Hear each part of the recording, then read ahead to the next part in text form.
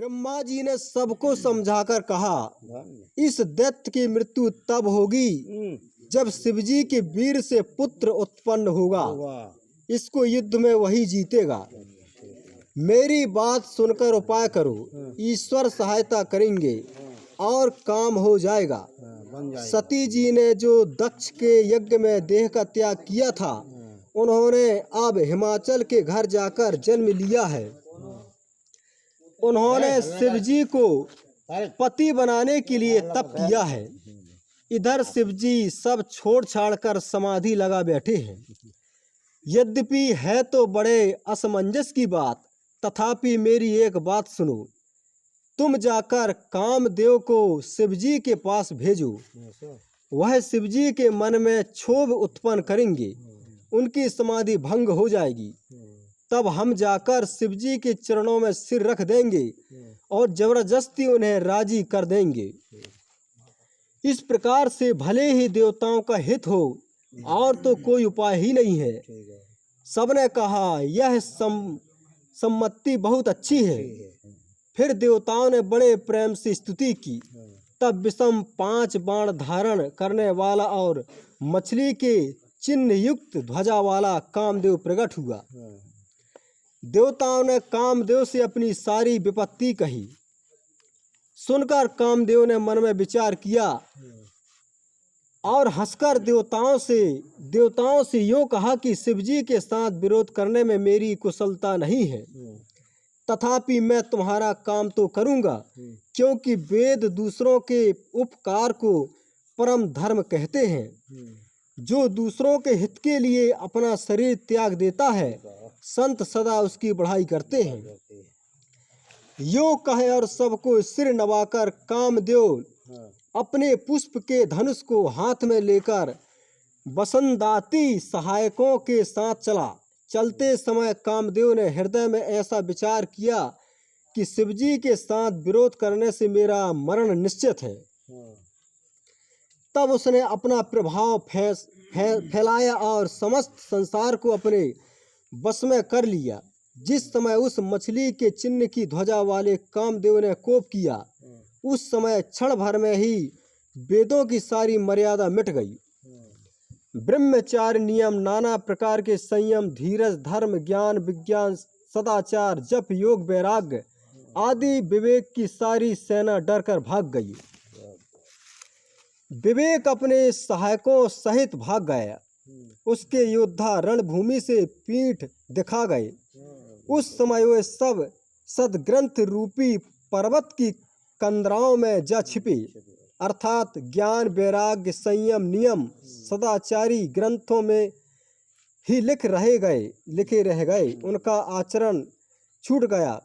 सारे जगत में खलबली मच गई और सब कहने लगे, हे विधाता, अब क्या होने वाला है?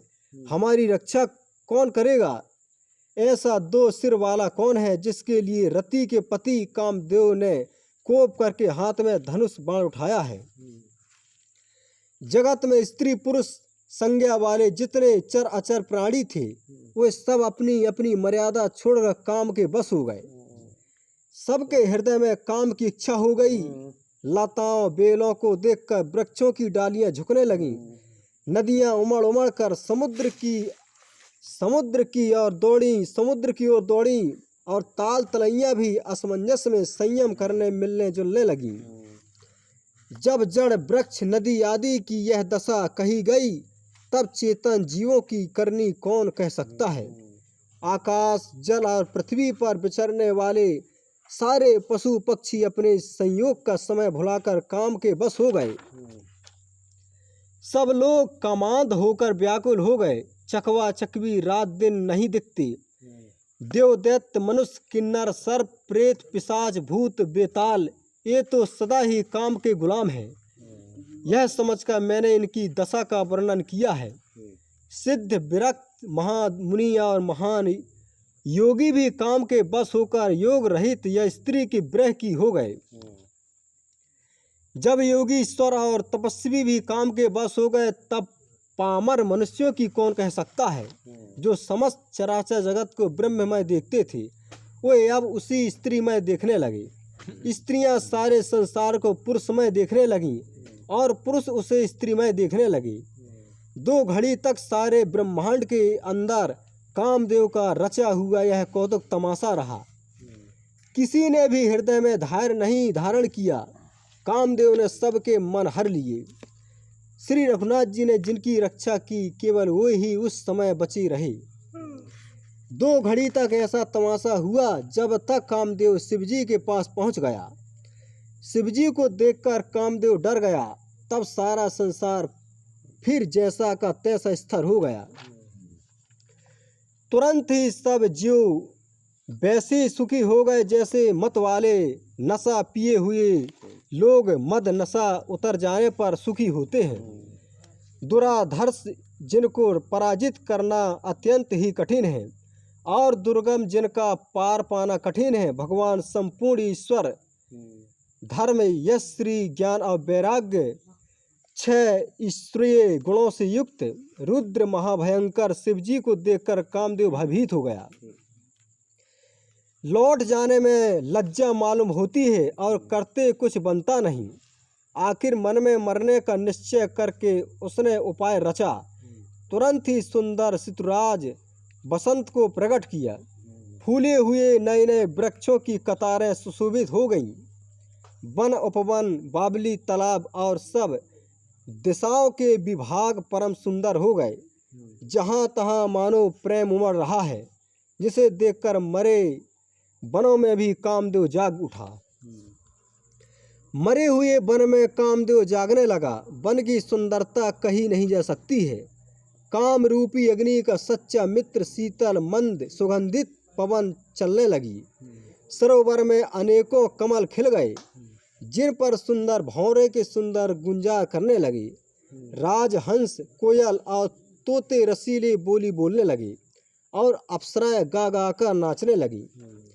कामदेव अपनी सेना सहित करोड़ों प्रकार की सब कलाएं उपाय करके हार गया, पर शिवजी की अचल समाधि नहीं डिगी। तब कामदेव क्रोधित हो उठा। आम के वृक्ष की एक सुंदर डाली देखकर मन में क्रोध से भरा हुआ कामदेव उस पर चढ़ गया। उसने पुष्प धनुष पर अपने 5 बाण चढ़ाए और अत्यंत क्रोध से लक्ष्य की ओर ताककर उन्हें कान तक तान लिया। कामदेव ने तीक्ष्ण 5 क्षण छोड़े जो शिवजी के हृदय में लगे। तब उनकी समाधि टूट गई और वे जाग उठे। ईश्वर शिवजी के मन में बहुत क्षोभ हुआ। उन्होंने आंखें खोलकर सब ओर देखा। जब आम के पत्तों में छिपे हुए कामदेव को देखा तो उन्हें बड़ा क्रोध हुआ, जिससे तीनों लोग कांप उठे। तब शिवजी ने तीसरा नेत्र खोला। उनके देखते ही कामदेव जलकर भस्म हो गया। जगत में बड़ा हाहाकार मच गया। देवता डर गए, दैत्य सुखी हुए, भोगी लोग काम सुखी को याद करके चिंता करने लगे और साधक योगी निष्कंटक हो गए। कामदेव की स्त्री रति अपने पति की यह दशा सुनते ही मूर्छित हो गई। रोती चिल्लाती और भांति भांति से करुणा करती हुई वह शिवजी के पास गई। अत्यंत प्रेम के साथ अनेकों प्रकार से विनती करके हाथ जोड़कर सामने खड़ी हो गई। शीघ्र प्रसन्न होने वाले कृपालु शिवजी अबला असहाय स्त्री को देखकर सुंदर उसको सांत्वना देने वाले वचन बोली, हे रति, अब से तेरे स्वामी का नाम अनंग होगा। वह बिना ही शरीर के